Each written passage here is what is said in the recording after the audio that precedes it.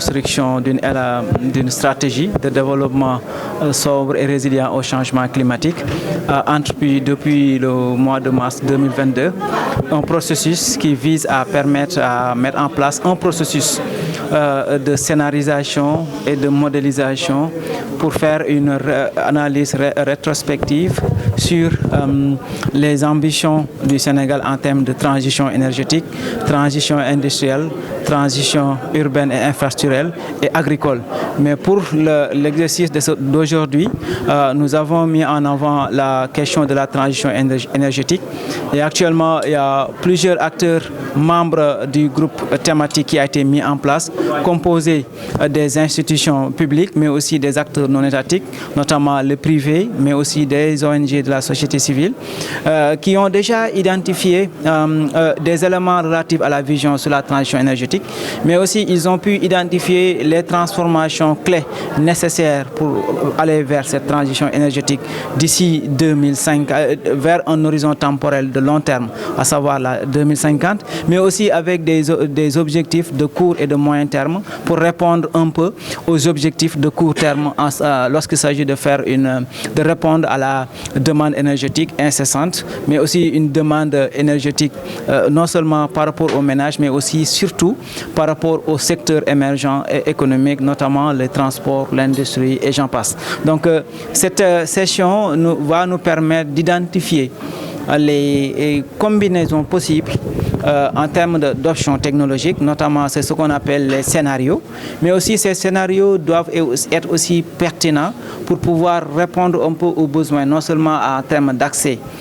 universel aux services énergétiques, mais aussi surtout contribuer à l'action climatique déjà déclinée par le Sénégal à travers sa contribution nationale déterminée CDN. La pertinence va revenir au groupe, donc le groupe va définir et va identifier les scénarios les plus plausibles et pertinents, mais pour le moment, actuellement, il y a déjà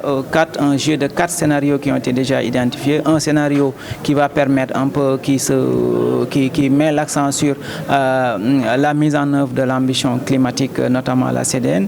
Un scénario qui est plus axé sur l'accès aux services énergétiques, donc par rapport aux politiques actuelles et aussi actions actuelles du Sénégal. Mais aussi, il y a aussi un autre scénario qu'on voudrait mettre en avant, c'est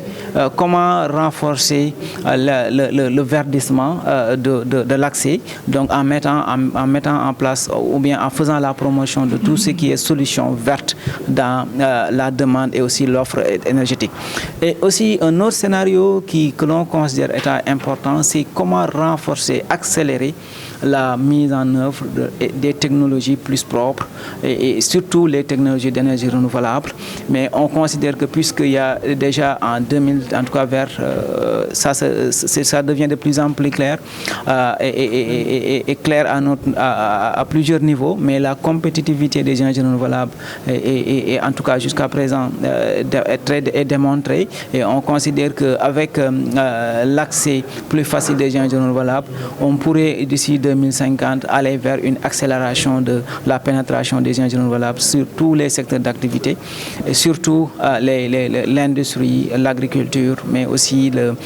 les transports, de façon à ce que réellement la demande énergétique exprimée par ces secteurs, mais aussi on considère que aussi d'ici cet horizon, il y aura beaucoup d'actions qui seront mises en œuvre en termes d'efficacité énergétique, notamment par les sensibilisations, les politiques déjà mises en œuvre, mais aussi des actions concrètes à l'échelle des ménages, mais aussi à l'échelle des secteurs d'activité du tertiaire et de secondaire.